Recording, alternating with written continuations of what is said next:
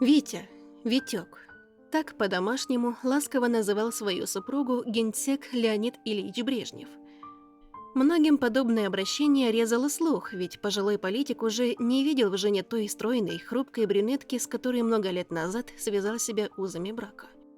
Спустя десятилетия Виктория Петровна выбрала для себя привычный и такой спокойный образ советской домохозяйки, матери, бабушки и хранительницы очага.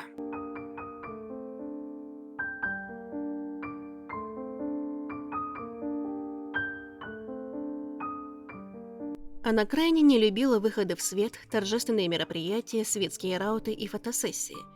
Терпеть не могла официальные или вечерние наряды. Организаторы встречи фотографы буквально силой заставляли первую леди СССР надеть украшения, которые полагались ей по статусу. Или хотя бы простую бижутерию, дабы раскрасить слишком строгий костюм или скучное платье. Скрипя сердце, жена Леонида Ильича соглашалась, однако ощущала себя, мягко говоря, не в своей тарелке. Я вполне понимаю Викторию Петровну. Женщина простая, она была верным товарищем ненаглядного супруга. Больше матушкой, чем возлюбленной. Родила об уюте, чистоте. Гладила генсеку рубашки, пекла ароматные пироги и часами хлопотала над баночками с вареньем. Ну а благоверный тем временем крутил романы на стороне и осыпал комплиментами чужих женщин. Конечно, верной супруге, но никак не хотелось красоваться перед публикой, которая, разумеется, обсуждала пристрастия генсека и сочувствовала Виктории. Ее скромный домашний мирок оберегал сердце Вити от новых ран. Особой красотой она не блистала, а для дипломатической встречи или семейной фотосессии норовила облачиться в простое и удобное платьице из личного гардероба. Так, летом 1980 года предстояло сделать знаменитое фото вместе с мужем. Но темно-коричневое шерстяное платье женщины выглядело уж очень мрачно. На снимках оно сливалось с темно-серым костюмом вождя. Фотограф был в расстроенных чувствах, ведь в образе Виктории Петровны ему явно не хватало акцентных деталей.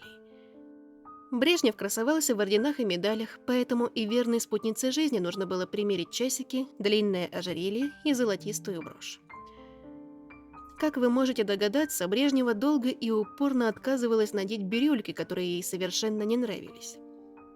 Уговорила дочь, Галина, которая обожала всевозможные драгоценности. Этот момент в том числе запечатлела фотокамера пытливого оператора. Кстати, та самая съемка проходила незадолго до грандиозного события – Международной Олимпиады 1980 года, поэтому предварительная фотосессия с рассказом в прессе о семье генсека была обязательна. Галина Леонидовна в кадре заботливо пристегивает к платью матушки золотистую брошь в виде затейливых цветов. Да и сама дочь Брежнева щеголяет в дорогом золотом браслете с крупной брошью-камеей на легкомысленном воротничке бирюзовой блузки. Если Виктории Петровне нужно было присутствовать на торжестве или официальном мероприятии, она отправляла восвояси всех портних, представителей ювелирных салонов и парикмахеров и заявляла, что останется дома. Тогда в ход шли уговоры ее боевых подруг – жен Андропова и Черненко. Тяжело вздохнув, женщина нехотя соглашалась на их аргументы. В компании этих дам Брежнева вела себя чуточку раскованнее, но очередное ожерелье, которое ей рекомендовали надеть вместе с новеньким платьем, было ей явно не к душе. Видимо, первая леди считала, что все эти украшения ей не идут. Кстати, эти платья и ювелирные вещицы, которые остались все же у нашей героини после смерти супруга, сослужили добрую службу.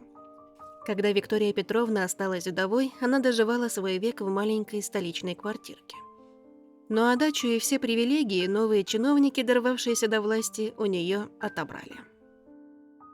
Сначала Брежнева вообще жила на копейки. Тогда-то она и продала все наряды и драгоценности, что лежали без дела. К счастью, потом пожилой и страдающей диабетом женщине назначили вполне приличную пенсию в размере 300 рублей. Тем не менее, большая часть средств уходила на лекарства. А вот незадолго до смерти в 1991 году старушка и вовсе влачила жалкое существование. Ни Горбачев, ни Ельцин не оказали ей должной помощи в плане лечения. Ну а шкатулка с украшениями уже давно была пуста. Когда Виктория Петровна покидала этот мир в полнейшем одиночестве, в ее жилище не было даже мебели. Очень жаль, что наступило вот такое незаслуженное забвение.